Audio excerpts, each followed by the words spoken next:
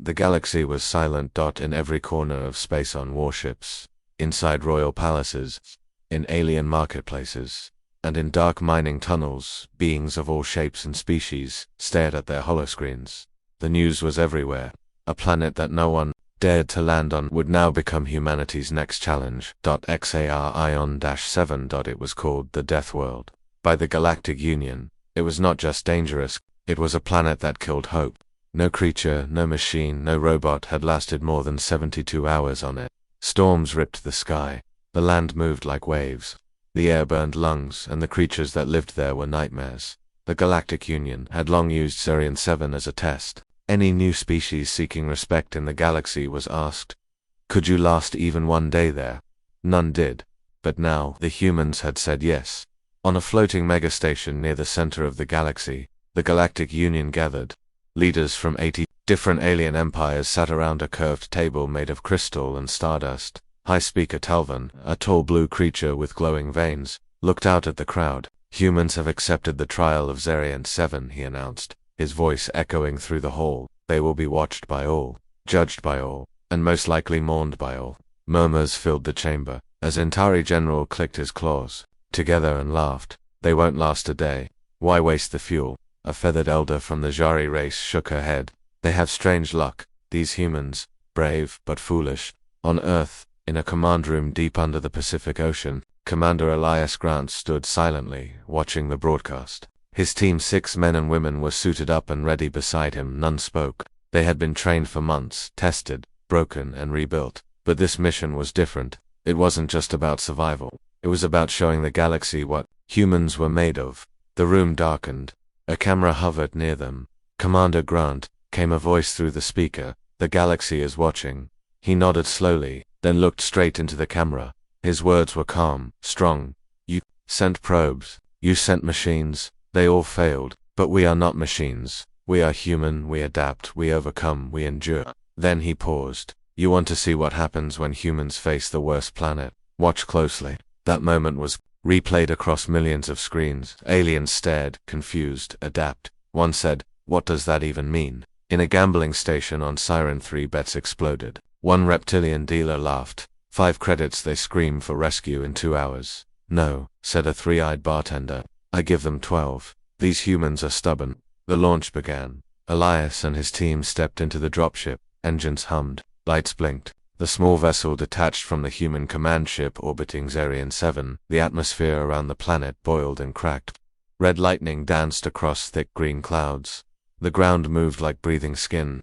Even the satellites sent to observe. It lasted only minutes before being torn apart. The galaxy held its breath. The dropship entered the atmosphere and the storm swallowed it whole. Inside the ship, alarms screamed. Heat shields glowed red. Wind slammed into the hull. The team held tight to their seats as the craft shook like it was about to explode. One of the pilots shouted, "We're going in too fast." Elias stayed calm. "Hold it steady. We knew this wouldn't be soft." The ship burst through cloud layers and finally broke out into view of the surface, if it could be called that. Mountains rose, sank, and rose again. Rivers of glowing acid flowed between ridges. Creatures flew above the storms, their wings pulsing with energy. Elias looked down at the HELLSCAPE. No one spoke.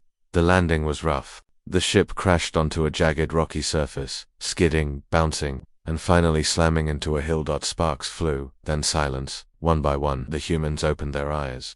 Alive. Elias was the first to unbuckle. Status: minor injuries. Shields held. Equipment mostly intact, reported Lieutenant Maya Trigg, checking her tablet. "Good," Elias said. Stepping outside, he opened the door and the storm greeted him. Wind howled. The air was thick and sour. The ground cracked beneath his boots. Every part of the planet wanted them dead. He smiled. Elsewhere, in a luxury chamber far from the action, the Zentari general sipped glowing liquid from a bone cup and sneered. "Survived landing. How cute. Let's see how long their lungs last." The High Speaker received a report from the Council's Watch Division. "Oxygen levels on the surface are unstable. Poisonous gases detected. Their suits will fail within 30 hours. Then it will be over by morning," said one ambassador. "No," said the Jari elder softly. "I think they're only beginning."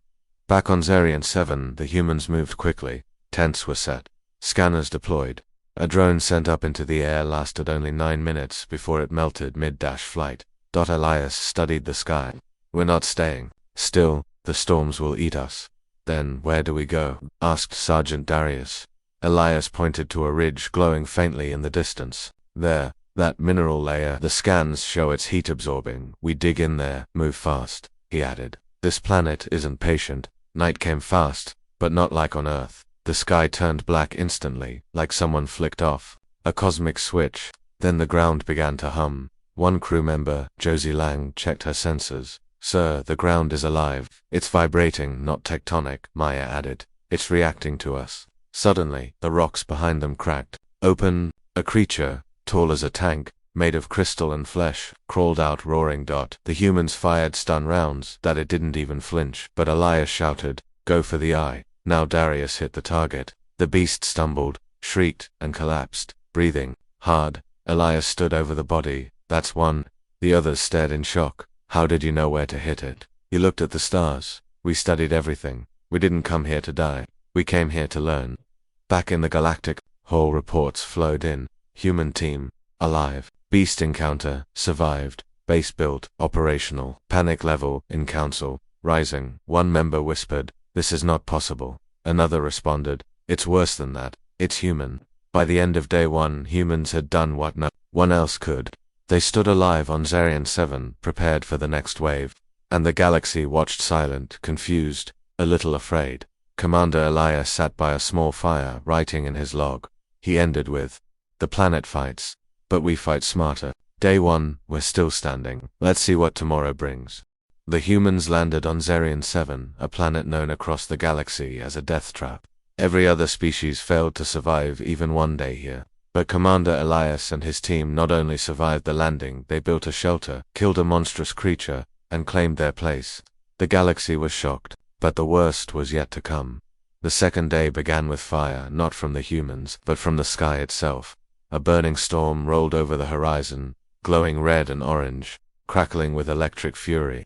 The clouds spun in angry circles, and fireballs rained down like meteors. Commander Ilias stood outside the shelter with his helmet on. The team's weather scanner was blinking red. Extreme storm inbound. Maya called out, "ETA 3 minutes. This one's bad, sir. Worse than yesterday." Elias didn't flinch. "Get underground. Pack the sensitive gear," Darius yelled from inside. "What about the antenna?" "It's still up. We leave it," Elias said. "We're not losing people over metal." They all rushed into the cave-like shelter they had carved out the night before. The heat-absorbing minerals around them glowed faintly, taking in the energy from the rising storm. Far above the planet, inside a Galactic Union observation ship, the alien council watched the scene with wide eyes.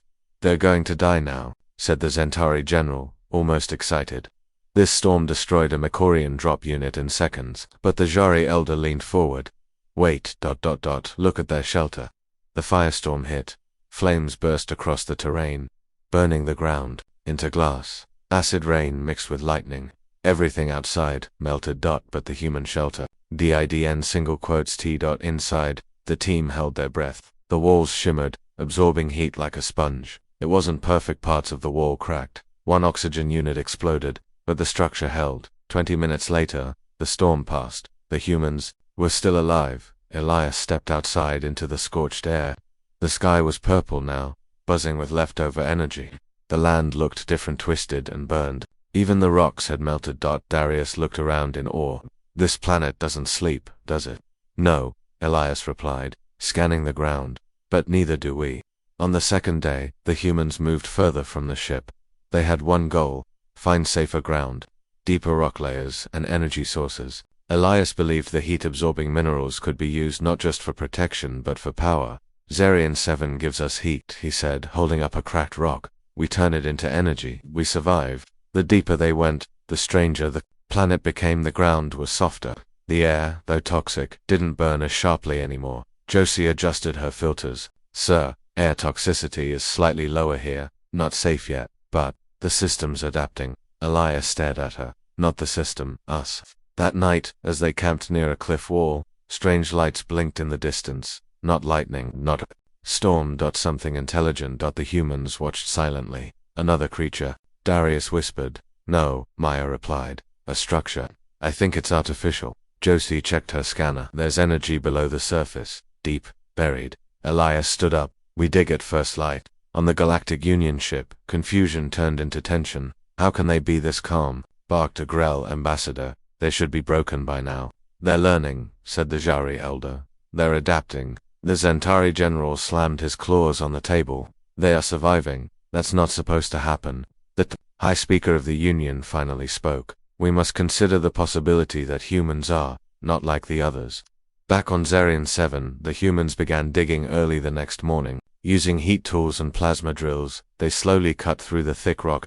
Hours passed. The team rotated shifts. Elias worked without stopping. By nightfall, they found something, a black metal plate, smooth, curved, and humming with silent energy. Maya scanned it. This isn't human, not even Galactic Union tech. It's old, ancient. Elias touched the surface. It felt cold, despite the heat around it. Josie added, "Sir, this could be a ruin from one of the lost races. The ones that tried this planet before us." Or, Elias said, the ones that were born here. As they worked, something strange happened. One of the local creatures, a four-legged beast made of crystal and bone, approached the camp. Darius raised his weapon. Target locked. Wait, Elias ordered. The creature stopped just outside the camp. It didn't attack. It didn't growl. It just watched. After a long moment, it turned and walked away. Elias whispered, "They're starting to see us differently." Meanwhile, in galactic media hubs, news spread fast. Humans survive second day on Zarian 7. Firestorm failed to kill Earth team. Ruins found on Death Planet is Zarian 7 hiding ancient truth. Billions watched, stunned. Young alien students discussed it. Soldiers questioned their own training. Civilians placed new bets. And in dark holes, leaders whispered, "If humans claim this world, they may rise beyond us all." That night in the camp, Elias wrote in his journal, "We came here to prove our strength. But the planet is doing something more. It's testing us, teaching us. We're changing, faster than I expected. I'm not sure we're just surviving anymore. We're becoming something new." Outside, the lights from the ruin pulsed once, then again, and deep beneath the ground, something ancient awakened. The humans not only survived the storms of Zarian 7, but also discovered ancient ruins buried beneath the surface structures that no other species had found. The galaxy was stunned. On day 2, something even stranger happened. A wild creature approached the humans and walked away without attacking. Now, something is starting to change, not just around the humans, but within them. The third morning began quietly. No lightning, no fire, no screaming winds. Commander Elias stepped outside the shelter and looked at the sky. The green clouds still swirled, but slower, as if the planet was watching them. "Feels like the calm before the storm," Darius muttered. Darius replied, "Or the eye of it." Below ground, Maya and Josie examined the alien structure. The surface was smooth and dark, with no markings, but energy pulsed through it in a rhythm, almost like a heartbeat. "It's organic metal," Josie whispered. "Alive. Or, it used to be." Elias walked in, helmet off. "Can we open it?" "We don't know how. No doors, no panels." But even as she said it, the structure reacted. The hum grew louder. A part of the wall turned clear like glass. Inside, they saw something impossible. A figure, not human, not alien, not alive, but not fully dead either. Floating in a blue liquid, its body was armored with natural plating, like it had evolved to live on XAR Ion-7. Maya gasped. "It looks like a warrior." "No," Elias said slowly. "It looks like something the planet created." On the Galactic Union station, panic had turned into obsession. Leaders watched the footage over and over. Scientists rewound the feed, zooming into the creature inside the alien chamber. "This proves it," the Jari elder said softly. "Something was here long ago. Something strong enough to survive this place. And now humans have found it," added a council member. "We must consider the risk." The Zentari general slammed his claw on the table. "They must be removed now before they awaken whatever sleeps down there." But the High Speaker only said, "We watch, nothing more." For now, back on Zarian 7, something strange started happening. Travis, the youngest crew member, woke up with his skin irritated. Patches of it had changed color, darker, almost like it was hardening. Josie ran a scan. "Your skin cells mutated. But not from infection. From adaptation." Travis blinked. "I don't feel sick. I feel stronger." Later that day, Maya noticed her breathing had changed. She removed her helmet briefly and inhaled. The air still smelled sharp, but she didn't cough. Elias recorded it all. The planet is changing us. That evening, while collecting mineral samples near a lava crack, Darius slipped and fell straight into a pit. The others rushed to him. They expected to find him broken. Instead, he stood up slowly, bleeding, yes, but already healing. His voice shook. The rocks down there are warm, almost like they held me. No one spoke, not because of fear, but because deep down they were starting to believe it. The planet wasn't trying to kill them anymore. It was reshaping them. The next day, more changes appeared. Josie's eyes could now see through the thick fog of the storm without her visor. Travis's reaction speed increased. His hands moved faster, steadier. Even Elias felt it. His thoughts were clearer, like Zarian 7 itself was speaking to his instincts. The alien creature from the day before returned. This time, it brought others. They didn't attack. They circled the humans, and then bowed their heads. Maya whispered, "They recognize us, or they accept us," Elias replied. Suddenly, the ground shook. A deep rumbling quaked in silence. From the ruin, a new door opened. Elias turned to his team. "We're going in." Inside, the chamber was lit by a blue glow. Symbols lined the walls, patterns no one recognized. Yet somehow they made sense. "It's like, my brain understands this language," Maya whispered, surprised. "Me too," said Josie. They reached a central platform where the floating warrior rested. The moment Elias stepped forward, the entire room lit up. A voice echoed not from speakers, but inside their minds. "You who survived are chosen." The lights blinked. The cycle begins again. And then the warrior opened its eyes. Across the galaxy, a blackout hit the observation feeds. All Galactic Union screens watching Zarian 7 went dark.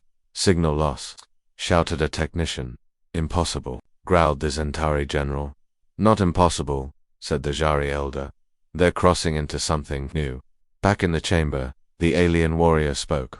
Not with words, but with feeling. They saw visions.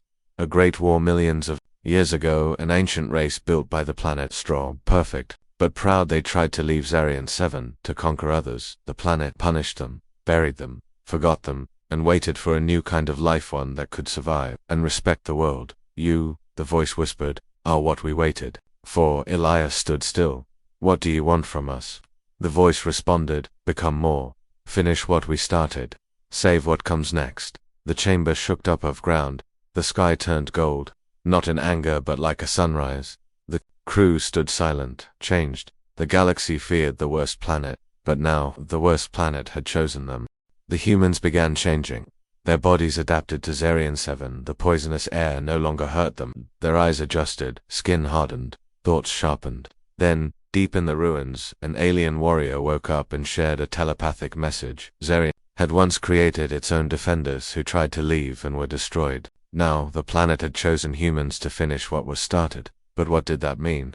Day 4 started with silence but not peace. Something heavy was building in the sky. Elias felt it before he saw it. His fingers trembled slightly, like the air carried static. The clouds above were no longer green or purple. They were black, completely black, with red veins pulsing through them like blood.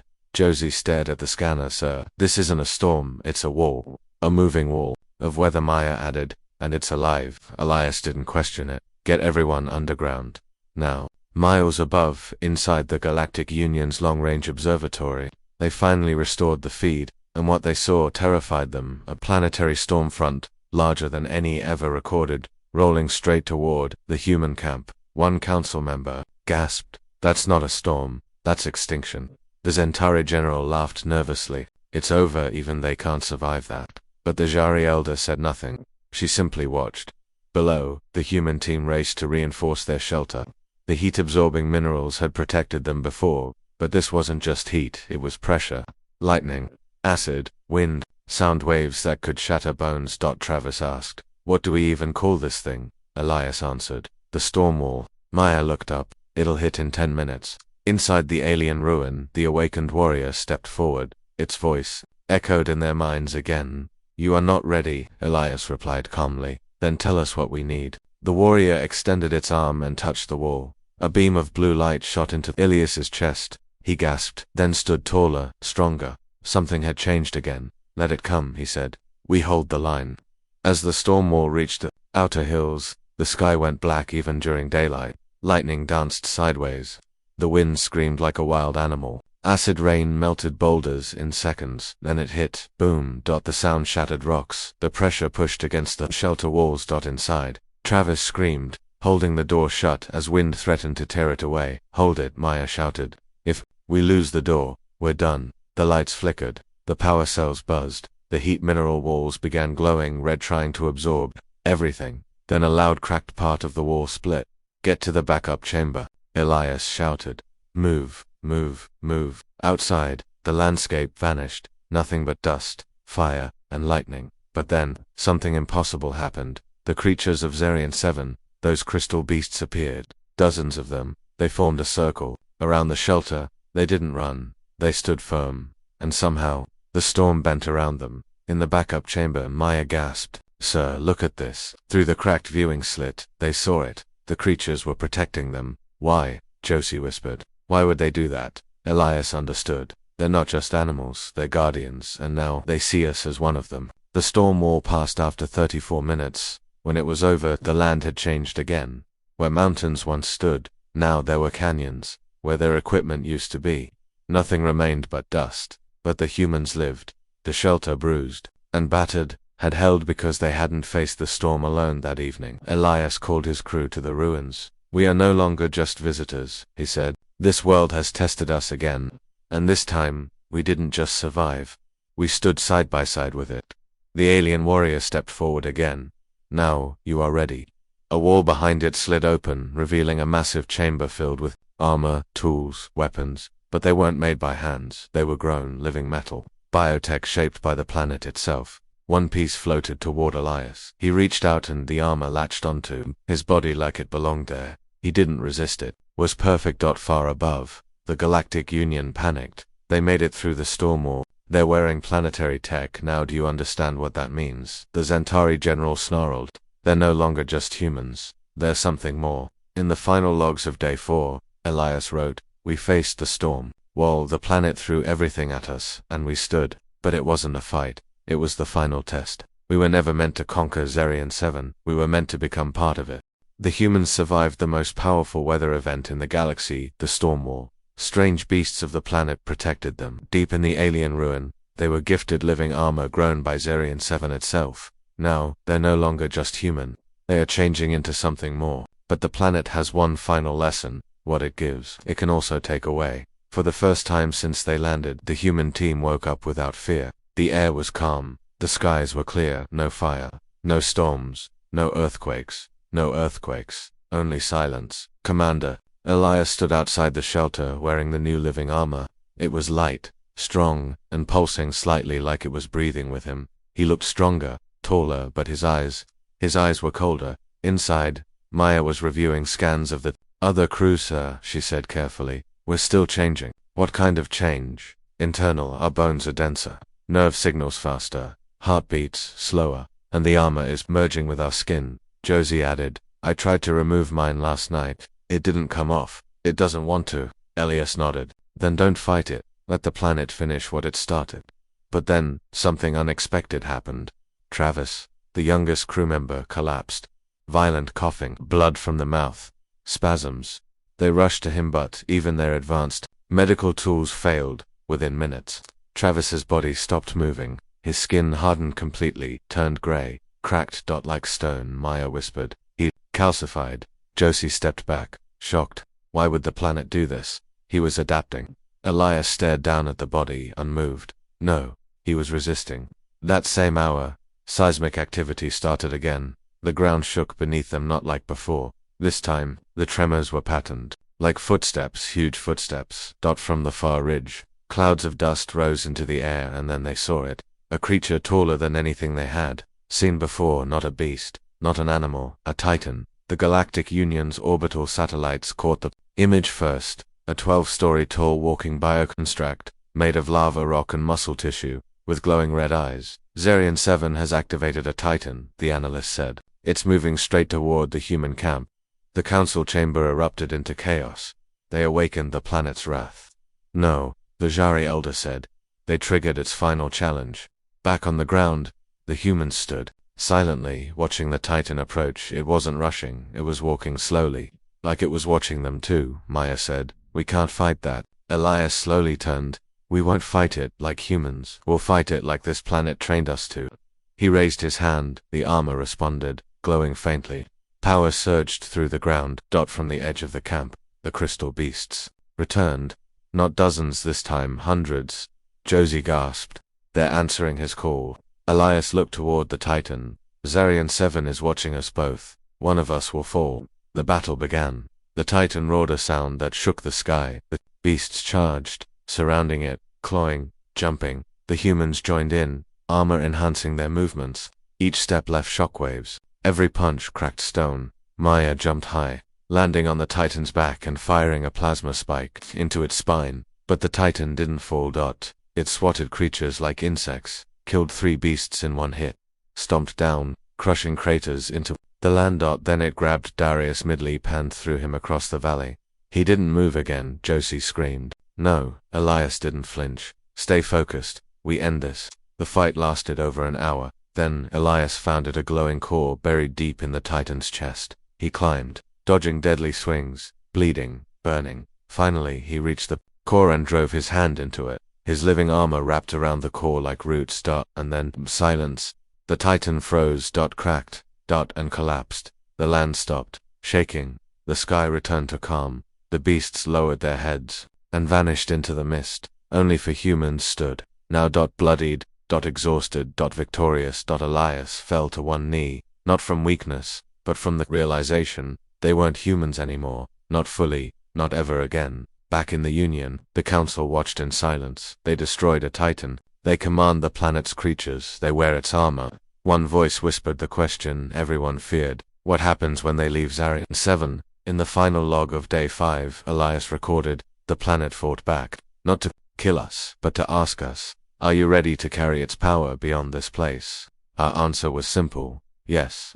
After defeating a Titan sent by Zarian 7, the human team stood bloodied, half-transformed, and victorious. The planet had tested them with weather, creatures, and now a walking god. Only 4 remained. But Zarian 7 wasn't finished. The team didn't just earn the planet's respect, they unlocked a deeper layer of secrets, buried far below. 4 hours after the Titan's fall, the planet stayed silent. No storm, no beasts, no wind. Even the air had changed. It was no longer painful to breathe. The sky, once always swirling with color and death, now turned pale silver. But Elias could feel it. Something was waking up. Josie sat beside Darius's grave. He had been the strongest of them, but the Titan had crushed him like paper. She wiped her eyes and looked around. 3 of us left. She whispered, was this all worth it? Elias appeared behind her. No, he said simply. It's not over. Maya called them from the ruin. You need to see this. Inside the alien chamber, a new wall had opened. They hadn't touched anything. Planet had done it. Behind the wall was a spiral tunnel going straight down into the dark. No lights, no sound, only a strange magnetic pull. Josie stared down into it. Do we even want to know what's at the bottom? Elias stepped forward. We were chosen. It's time to understand why. They descended for hours, deeper than scanners could read. Their armor lit up the path in dim blue glow, pulsing with every step. Maya checked her readings, gravities shifting slightly, air pressure changing but still breathable. Elias nodded. The planet prepared this for us. At the bottom, they reached a massive underground chamber. Not a ruin. A vault. Inside were thousands of sealed pods lined in rows that stretched for miles. Each pod held a creature, not alien, not beast, but human-like. Josie gasped. What are they? Maya looked horrified. They're like us, but older, not dead. Sleeping. One pod flickered, reacting to their presence. The being inside opened its eyes. Golden, glowing. A soft hum filled the chamber. The same voice from the upper ruin returned, this time clearer. Welcome to the memory core. You have passed the trials. You are ready to see what came before. The walls lit up, showing images. Visions. The story they never expected. Thousands of years ago, Zarian 7 created a race, not born, forged, made from stone, wind, and fire, built to survive, built to protect. They became powerful. Too powerful. They didn't want to guard the planet anymore. They wanted to conquer others, so Zarian 7 stopped them. It trapped them in sleep, buried deep underground, and waited for a species that would fight not to dominate, but to understand. Josie whispered. So this is what we were chosen for. Maya added. The planet wanted to give its power to someone wiser. Elias stepped forward. But now the question is, do we wake them? One of the sleeping figures began to stir on its own. Its pod cracked. Steam hissed. And a being stepped out. 7 feet tall, golden skin, sharp eyes, living armor. But he didn't attack. He bowed. You are the next, he said in a deep, soft voice. We were the first. We failed, but you might succeed. Suddenly, the ground above shook. Another voice familiar spoke through their comms. It was Earth's command. Elias, are you reading us? We see something huge underground. What are you doing? He looked up. We're learning the truth. In orbit, the Galactic Union picked up the same signal. Something's happening below ground. A structure planet's active. The Zentari general looked pale for the first time.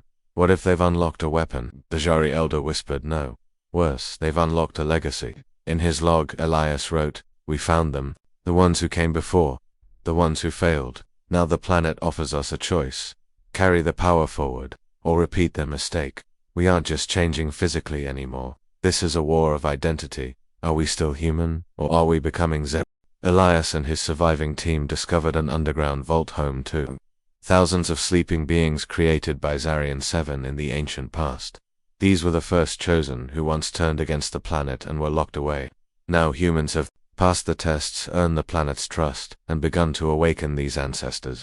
But deep below, one of them is already awake, and far above, the galaxy is watching. In fear, the awakened figure stood tall, silent, and glowing. His skin shimmered like goldstone, and his voice echoed in their minds more than their ears. You are the new seed. Josie stepped back, unsure.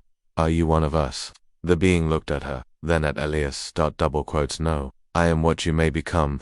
Suddenly, all around them, more pods began to hum, not from human touch but from the planet itself. A deep tremor passed under their feet. The chamber lights changed from blue to red. Maya glanced at her scanner. Something's changed. The planet just activated something big. And then without warning, the mountain above them split open. Across the galaxy, signals exploded through space. Ancient frequencies untouched for over 100,000 years pulsed from XAR Ion-7. They were not messages of peace. They were warnings. And every advanced species in the Union felt it. The Zentari general jumped to his feet. They've triggered a planetary broadcast. Those ruins were never just ruins, they're part of a network. The Jari elder's feathers flattened. It's a signal to something old, something watching from the edges of the void. Back in the vault, Elias felt the signal in his bones. The air was thick, heavy with meaning. He asked the golden being, what is the signal calling? The answer chilled them all. The ones who destroyed us. Images filled their minds. The truth, at last. There had been another race. Older than the first chosen. Older than the galaxy itself. They were not gods. They were consumers. Energy-eaters. World-eaters. They came once before, and Zarian 7 barely survived. The planet created warriors, the chosen, to fight them. But when the chosen tried to use that power for themselves, the war was lost. The enemy left, but not forever now. With the signal sent, they are coming back, Josie whispered. Then why did the planet wake us? Maya answered. Because it doesn't want to survive alone this time. Elias stood up straighter, his armor glowing. We're not here to explore anymore. We're not survivors, we're the front line. Suddenly, the comms sparked again. Earth Command, Elias, the Galactic Union, is demanding a full report. They say Zarian 7 has triggered an ancient weapon. They're preparing to strike it from orbit. Josie panicked. They think we've gone rogue. No, Elias said calmly. They think we've gone beyond human, and they're afraid. Maya grabbed his arm. If they attack, the entire vault, everything will be destroyed. Elias looked up then. We send our own signal. He walked into the central vault chamber, plunged his hand into the glowing control node. Armor pulsed. The ground shifted, and above on the surface something massive rose from the sands. A tower. Black. Silent. And alive. It pulsed once, then launched a beam of light into the stars. Every species across the galaxy saw it. Some called it a beacon, others a challenge. But the ones watching from the void, they heard home. In the Galactic Union war room, panic erupted. They're waking an entire planetary defense system. We can't let them keep control of that world. The high speaker stood slowly. Prepare a blockade. No ship lands. Ship leaves. Zarian 7 is off limits. The Zentari general growled. What about the humans down there? The Jari elder replied. If they survive this next storm, they won't be humans anymore. Back in the vault, the Golden Warrior stepped beside Elias. The planet is with you, but the stars will soon turn against you. Josie asked, then what do we do now? Elias looked at them both, his team, the warriors, the planet. We dig deeper, we learn everything. He stared at the sky above the cave's ceiling, and we prepare for what's coming. That night, he updated his log. Zarian 7 wasn't just testing us for itself, it was training us for war. Now, the ancient enemy stirs, and the galaxy fears what we might become. Good, let them fear us.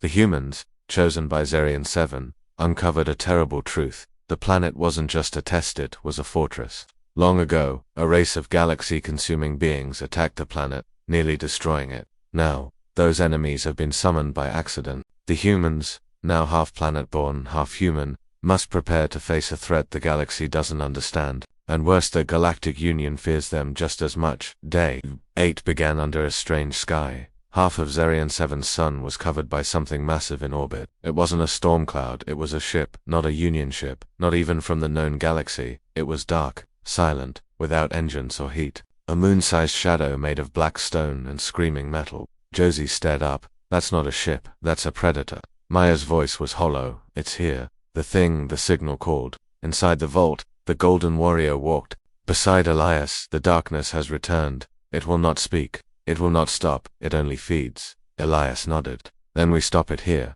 The warrior tilted his head.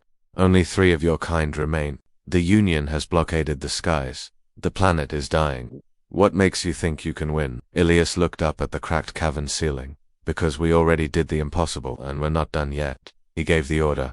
Activate the heart. Core. Deep beneath the planet's crust. Ancient machines awoke. Not ancient roots. Living systems built into the bones of the world. From the sands, mountains shifted. From the ocean, towers rose. From the air, crystal beasts flew into formation. From the vault, the 3 humans stepped forward in full Zarian-forged armor. Not machines. Not aliens. Not quite human anymore.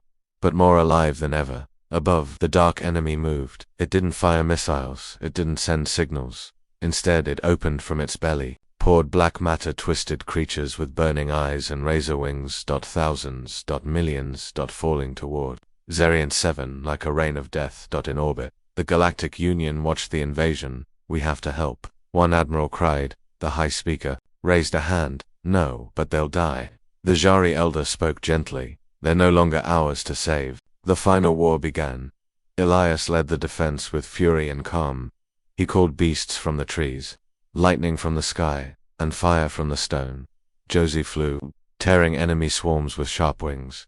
Maya shielded the vault, creating energy domes with her bare hands. The Golden Warriors fought beside them, ancient strength reborn. Still, the enemy kept coming. By sunset, half the planet was burning. Elias stood atop a broken cliff, covered in blood and ash. Beside him, Maya fell to one knee. I can't hold the dome, she said, breathing hard. Josie landed next to them. We won't make it. The Golden Warrior stepped forward. You cannot defeat the dark. Only contain it. Seal it away. Elias narrowed his eyes. What will it cost? The warrior didn't answer.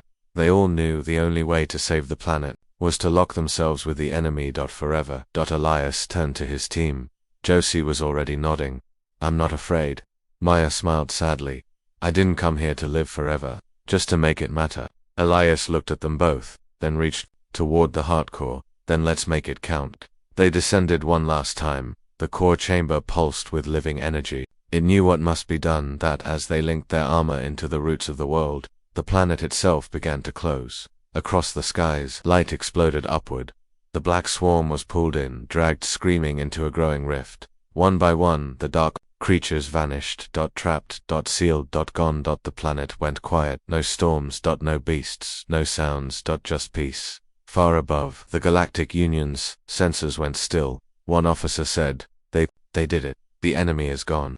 Another asked, should we try to contact the surface? The High Speaker shook his head. No, let it rest. In Earth's history logs, the final message received from Zarian 7 was a short one. Ilias's voice. We held the line. The storm is over, and we are still here.